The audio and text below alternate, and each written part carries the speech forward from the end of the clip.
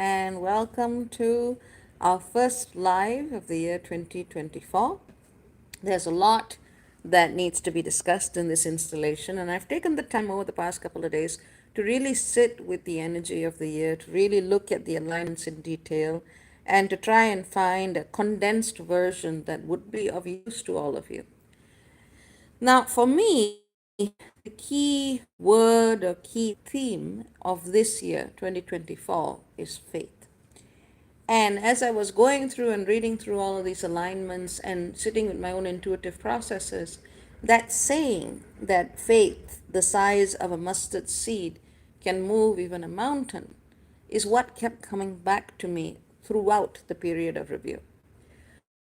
So, effectively, right now, we are in a monumental experience, collective experience, because we are all working towards 2026. And 26, by that, we would have already seen Saturn leaving Pisces, Neptune leaving Pisces, Uranus, I believe, would already be in Gemini by that point, that everyone in their own way has been aware of and working towards. So we really have 2024, 2025, and part of 2026 to course correct, to get shit done from the astrological perspective. And here's the thing, things can go either way. We can either take concrete steps towards co creating a planetary experience that brings heaven on earth, or we can decide to go the other direction. And this isn't anything for any one person to determine from a human perspective. It is something that we are collectively determining by the sum product of all of our actions. So this particular video will be relevant not just for 2024, but going into 2025, going into 2026, because that's the way I structured it. So if you were to look at the astrological indicators of why this is happening, how is it happening, and what we can do to align in a way that is in our highest and deepest good, we need to look at some of these key background treasures that keep operating throughout these years. So one is, of course, Uranus in late Taurus as it prepares to eventually reach Gemini. That's one point. We also see Therius, the hunter stalker. Therius, starting to kind of finish its movement through Virgo and into Libra. We see other bodies as well. In fact, I've written all of this down, but I'm taking it slow, and we are back. We see Pluto moving from Capricorn to Aquarius, and we see Neptune also starting to really intensify its push through Pisces.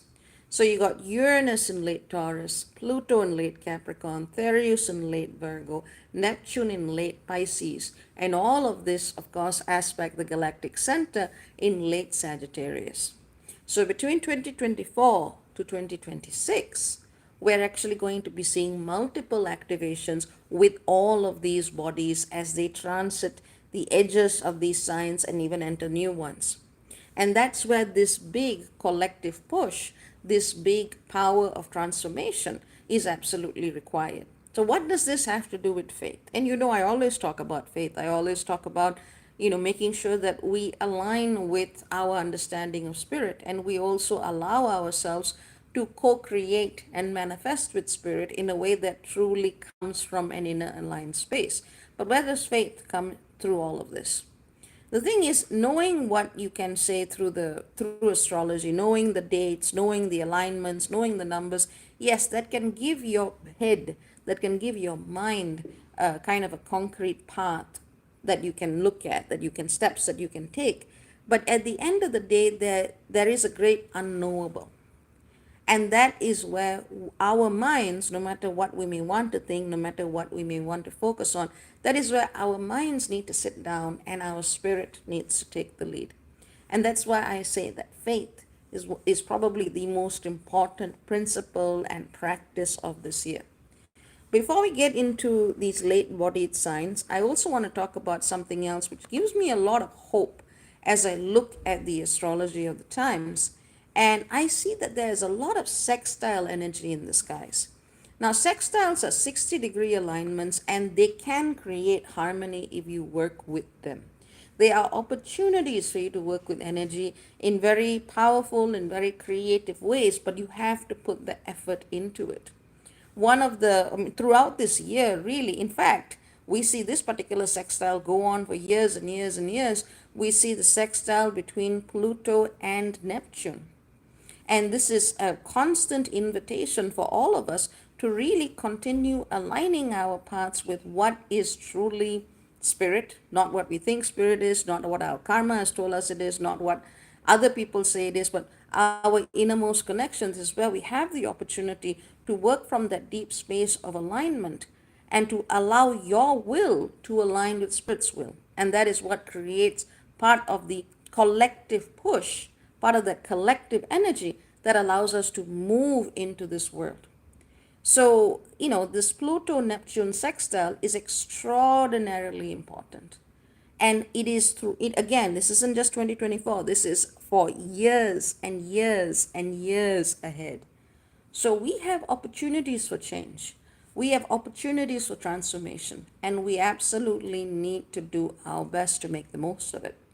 Another sextile that we see is also Uranus in late Taurus sextiling Neptune in late Pisces. And that brings that whole heaven and earth bridge, which I referenced briefly. That's very much the energy of creating with spirit in a way that allows us to have a material experience that is aligned with our spiritual intuition and sense of being. So, astrologically, we are supported. We are supported in making profound changes in the world, but we must apply ourselves to make this happen. Now, okay, all of this sounds great, which is nice. But let's not forget, Darius the hunter stalker is also moving through Virgo at the same time. So there are going to be pitfalls. There are going to be backdoors. There are going to be issues that continually challenge all of us on this process of seeking true alignment and manifesting from that place of spiritual alignment. Where do these backdoors come from? With Therius, as you know, as I have been very, very intensely talking about since 2020, with Therius, it's going to be, at this time, it's going to be in matters of health, in matters of physical safety, it's going to be in outmoded ideas of service, it's going to be vulnerabilities in the gut brain axis, it's going to be old vows that no longer apply, it's going to be people who come in the name of nurture but really abuse and control. There are all of those energies also affect us at this time, especially 2024 and part of 2025. So, with this backdrop, we really see a harmony that is being created. And with Therius, there is a need for us to remain vigilant, to remain discerning as we create something with spirit at this time. From a bird's eye perspective, or rather, I should say, from a sky priestess perspective, because I got to look at the even bigger picture, there is hope. There is hope for change. There is hope for good things coming. But you must hold that frequency within yourself, especially when times get tough, and they will. But this is why, again, the motto of the year, faith the size of a mustard seed can move even a mountain. So now moving into, before I get into other things, let me just acknowledge everyone here. I see Michi, I see V. Stormfeld, I see Magneto, hello bro, I see Adrienne, I see Kimberly, advice for iron infusions. Ooh, that's quite specific. But honestly, if it's something personal for you and health wise, I would always recommend getting a reading because your chart is a lot more complex than any horoscope or general perspective will tell you. And if it's in the case of your health, invest in expertise. You can't get that information in a general sense online. So, having said that, let's go into the specific meaning of things and let's look at what is coming up. And I see Paul. Hello, Paul. Happy New Year to everyone. So, that's like the big overview. That's the big overview. That's the pattern of energy in the skies. That's what I want you to really, really understand is always present throughout these years of incredible change. So let's look at new perspectives on your body, new perspectives on manifestation, new perspectives on working with the frequency of abundance, new perspectives on understanding how our earth and the way we connect with our earth needs to be aligned with the principle of true sustainability. Sustainability is not just a buzzword, it is a real principle, and it has to apply at the spiritual level just as it needs to apply at the material level.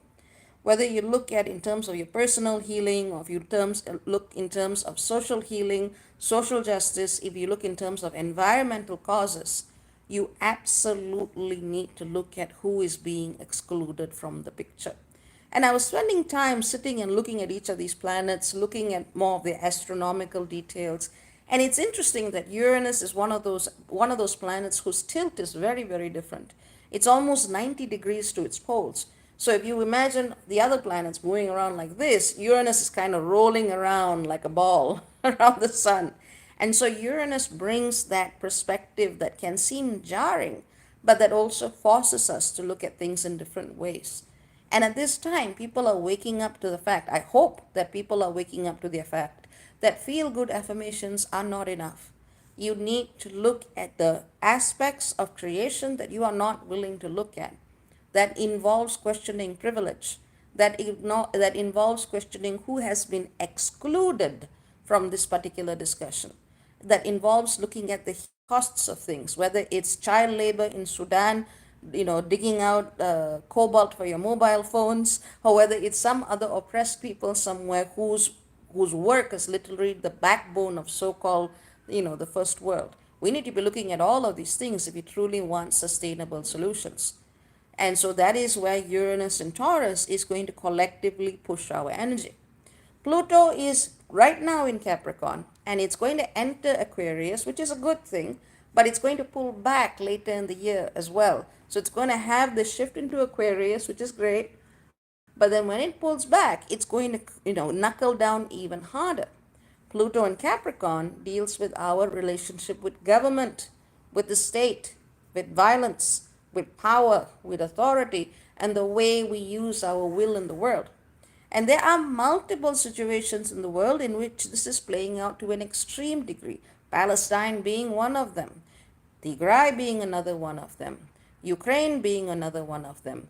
There are massive issues that require us to look at individual and collective agreements surrounding the use of the monopoly of violence or force, which is the definition of statehood itself. We will be seeing an intensification of the need for political change. We will be seeing an intensification of people waking up, standing up, and saying, this is not how I choose to participate with power. So, is it going to be an easy time? No. There are going to be multiple challenges. We are likely to see a lot of seismic activation as well. And already with Japan, we've already seen earthquake that just hit with a tsunami warning that has been issued. We are also seeing other major weather-based events and patterns because the Earth is also responding to all of these changes. The planet Earth itself, herself, themselves, whichever pronoun you want, but planet Earth is effectively responding to these changes as well. So we are being asked to look not only at our individual healing, but as a society, as a human society, what have we collectively agreed to in the name of power and authority and hierarchy? That's another big theme. Therius is in late Virgo. In fact, today, Therius nearly squares the galactic center. Today, Therius is stationing retrograde, and Therius will only station direct in October. So between now and October, we are going to need to be even more clearer in the process of looking at backdoors, looking at what we are letting in, looking at matters of health that really need exploration and examination. And that's why, Kimberly, I said you really want to book a session for this because Therius is doing a big thing with health right now. And we cannot afford to let go of that process of discernment. Now, you might ask, but you said have faith. Well, if you had that much faith, you would be walking into a street blindly and saying, God, protect me. Unless you're willing to live your life that way, understand that there is a balance that is needed between having faith, knowing when to surrender to the divine, and actually doing your work to make sure that you are taking care of the back doors that need to be looked at. And once again, I want to reiterate, this is a year with profound change is possible. And you need to make sure that the people that you have assigned to help you are actually able to help you. Whether it's the medical profession, whether it's spiritual facilitation, whether it's just doing any kind of community service work or social work, there are those who are unintentional back doors. And you need to be very clear about this. Sometimes, in the name of health, someone can really, really mess you up. And I have seen that on my own path. I spent like 2 years wondering what the heck was going on when the person that I thought was actually helping me was the back door. And when that happens, it can be very, very, very painful, but it is something that we need to look at. If there is an energy in your life or a person in your life that you have constantly been going to, but things continue to get worse, you have to ask yourself, who have you given that role to? Who have you allowed to change your path in this way? Who is the unconscious back door? So, this is something that also needs to be looked at, and powerfully so. This year, if you have significant medical issues, or even if you live in very seismically active, territories, you need to make sure you have an emergency bag packed. Whatever spirit is going to do is what spirit is going to do. All we can do is show up with preparation, and let go and surrender when the time is right. That's how we work together. Now, we also see Neptune in Pisces, and Neptune in Pisces, there's no real summary for it. It can bring anything. Given the fact that Neptune is in the tail end of Pisces and it will be there till 2026, we are seeing more and more old karmic cycles and old karmic chapters that are coming up, that are playing out at this time. And the only thing you can do, really, is to continue to align yourself and to let go of what things do not work for you. The problem with humanity and spirituality is that a lot of people operate from their mind and call it spirit. When you try to push your will into the world in a certain way, and I know this is not comfortable for people to hear, but even if it's a spell, even if it's, you want to call it a ritual, when you try to use spiritual technology, sometimes you're actually working against spirit, because spirit has its own timing. And you think you might be speeding up the process, but when you try to interfere in your own path, and I know that so many people build their careers on this, but when you try to interfere with your own path, you are the person who is going to receive the most backlash. When people try to put their designs and their wills as above spirit's will, that is when they're going to experience a lot of backlash. So, this is a time where you really need to get out of your own way. Get out of your own way and stop trying to manifest the master plan, because that's not your work to do. Look at what you have control over, look at what you have knowledge over, and prepare accordingly, prepare appropriately, and understand that there will be a certain limit, and that limit is okay to have. The problem is when people think that what they think of, what their conscious mind desires, is somehow what spirit wants them to have. And this is where a lot of people get mixed up. So unplug from all of those narratives. Really go into space of preparation and the readiness to surrender to spirit and nothing else. And if you can maintain this principle in your life, you will find a lot more purity within, you will find a lot more sanity, you will find a lot more clarity, and all of the itties that are good. But this is, I would say, from a spiritual perspective, what each of us need to be doing right now. We need to get to the basics of things, and that is not from the conscious ego mind. Now, Uranus gives us a little bit of a headache with this, because Uranus wants to make it all about its cool new ideas. And this is where there's a little bit of a tension as well. So just bear in mind, just because you can do it doesn't mean you necessarily should. And if you are working with groups of people or even guides that claim they have a certain fixed path for you, you have to ask yourself, is this really what spirit wants? So keep anchoring yourself with that question throughout this. Whether or not you're a very public person, whether or not you're a very private person, it doesn't matter. These principles are achieved at each level. And understand that whatever is manifesting in your life right now is also manifesting at the collective and the physical level. When the more you work on dealing with your personal parasites in your body, the more able you will be to then help someone else or create an awareness that is more effective in long-term sustainable change. You have to take care of yourself to do that larger work. So this year is also a big year for mental health issues, which doesn't necessarily mean anything that needs to be stigmatized about. You have to look at your gut. You have to look at what's in your gut and whether or not you've got a healthy microbiome in there. Remember that recently allopathic medicine discovered what traditional medical practitioners have been saying for a long time. They found that they could actually predict what mental health issue a person had based on which probiotic strains were absent from their gut, from their feces. So, if your poop can tell someone objectively what your mental health is, might as well just focus on your gut and save yourself a lot of problems.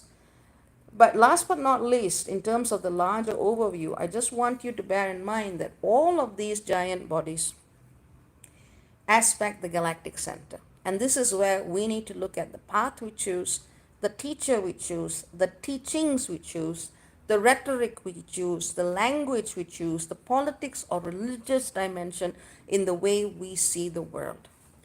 Whatever we are doing is creating this path. Whatever we are doing, everything we are doing is a reflection of these larger choices of where and how you adhere to truth. Whose truth do you ignore? Whose truth do you include? Does your truth allow you to see what you need to see, or does your fixation on a particular path of truth blind you? And this is where a lot of people need to be waking up. Bear in mind, there is a lot of false light at play and a lot of deception at play. When you have a mental construct that claims to be more important than your spirit, you really need to look at whether or not that is good for you. Because sometimes the biggest obstacle to finding that space of faith and surrender is your own mind. Not because you're a bad person, but because you have been indoctrinated in a particular way to see things in a particular way. Whether it was by your teacher, whether it was by your family of origin, whether it was TV, there's a lot of mental baggage that we need to shift and clear to make the most of these energies. I mean, yes, I have specific dates of this and that, but I want you to understand the major themes. We also do see Chiron majorly activated this year, and this is something I'm excited about, especially with that powerful solar eclipse on April the 8th in Aries. It's going to be conjunct Chiron. It is a phenomenal year to come into the awareness of self love as the prerequisite of self healing. And self love doesn't necessarily entirely mean sitting in a bubble bath with a scented candle. That can be nice. And it can be an important part of taking care of yourself. But that's just one aspect of the concept. Self love is also about deep acceptance. It is about deep acceptance that you are already perfect the way you are, which does not mean that you can't stop evolving. It means that you have fully accepted that this is the sum of your experience. And right now, from this moment, you choose to align in a way that allows you to further refine yourself. Self love does not require you to see yourself as broken. This is where a lot of hooks and people come in. This is where the self help and wellness industry, Nariel agrees, this is where the self help and wellness industry have made a lot of money and at the same time slowed down a lot of parts of healing because they have convinced people they need to be fixed. They have convinced people that you need their tool in order to feel whole. And this is what we need to be challenging right now. I do also want to generally mention a couple of things. Again, there's a lot of specific details that I do have, but I don't think it's appropriate for a general overview. But the first 3 months of this year, plus May, are extremely good for any kind of work of concrete manifestation. I want you to really put your best foot forward the first 3 months of this year and May in particular, because these are going to be months in which you will have the resources and tools that you need to bring your life more into greater alignment with spirit. So these first 3 months and May. I mean, other months have their own benefits and disadvantages. June and July I find to be particularly vulnerable, or rather, these are times where you really need to hold true to that deeper vision that you are manifesting with spirit. This is a time, June and July in particular, you want to look at things that may try to push you in another direction, especially by appealing to your own emotions vulnerability. So you really need to hold ground. September is more about everything kind of coming together and realigning and allowing yourself to see the path ahead. And December is all about manifest, manifest, manifest, manifest again, based on the work that you have done throughout the year. But the first 3 months plus May is absolutely vital. June and July is all about holding your ground and continuing to move through despite things that may try to turn your head the other way. So, there's a lot that's going on this year, but these are some of the larger the larger themes and the larger dynamics that I would say are important to know. We can get a lot done, but we have to weather the storm. And we weather the storm by having faith, which, even if it's the size of a mustard seed, has the power to move mountains. So, having said that, that's what I wanted to say in terms of this general overview. If you want more information with respect to how this impacts your chart, as always, you can book a session with me, or you can join the Tier 23 program, which is an extremely detailed, rich, energy intensive program that helps you work through things more live, more current to what happens. So, all of that you can find at the link theskypriestess.as.me. So, having said that, do we have any questions on what has been shared at this time, or anything else that you might want me to talk about on the theme of a general overview of 2024? Let me know. I mean, of course, there's more that can be said, but for those of you who are interested in harmonic charts, the energy of this year is really captured well through the sixth harmonic, which is all about the ability to walk together with disparate elements, to walk together and create harmony with things that may not always immediately go hand in hand together, but with a little bit of effort, you can really make mountains move. So, for those of you who are interested in harmonic charts, the sixth harmonic is definitely what shows up to me as a key theme of this year. Do we have any questions? Let me know, otherwise, I'll log off. And I hope this information is useful to all of you. Paul says, I have found my meditations have been interfered by attachments. Is this a common thing right now? Yes, Paul, it's been there. It's always been there. It's just that people are much more aware of it right now because of collective pressures. And it's very good that you are aware of it and continue to work on clearing those attachments, and not only that, but the part of you that is vulnerable to them. And that's a really good example of how you can work with these themes to find a deeper place of clarity. So thank you for the question. Kimberly says, I'm heavily into meditation, but some of the songs don't have the best energies. Yes, that's also very true.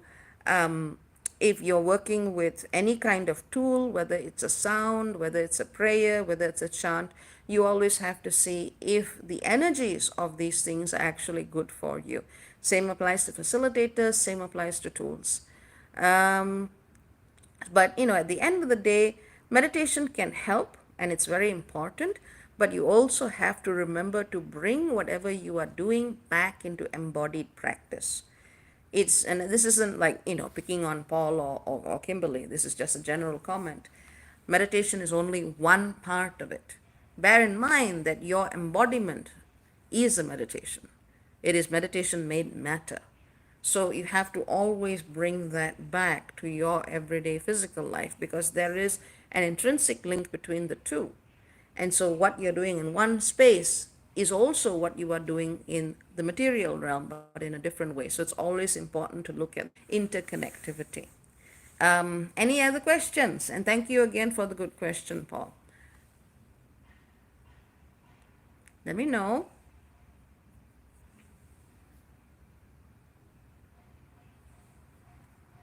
Okay. I see no questions, and I wish all. Okay, so in that case, I'm going to log off. I wish all. Oh, hang on. We see something. I see quintessence. Thank you, Dr. Sky Priestess, for the reminders. Bring it all back to the embodied, intrinsic life. Savita asks, can we expect a more wholesome year?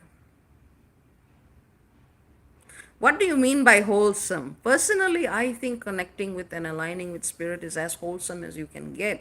But if you're asking for nice, no. Ariel also agrees. No, no niceness. We have till 2026 to fix the shit. We have to really get in the trenches and do the work. And, is it going to be comfortable? No. No, no, it's not. It's not meant to be comfortable.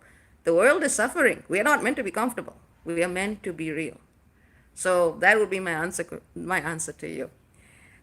Polly says, Happy New Year, Dr. B. Happy New Year. Chiron, I see you. Happy New Year to you too. But you know what I'm like. I'm not going to BS you. I'm not going to BS you. I'm not going to give you the easy answers. I say that this year is a year of hope and faith. You can't get more wholesome than that. But that takes work to do, especially when everything around you is screaming at you, such as one small baby here. So, having said that, I send all of you much love and very many blessings. And much love and very many blessings. Remember that you can get more information that is specific to your chart with me in session. It is very important at this time for you to pay attention to the details. So, that's about it. Take care. Lots of love for now. And ciao, ciao, everyone. Bye bye.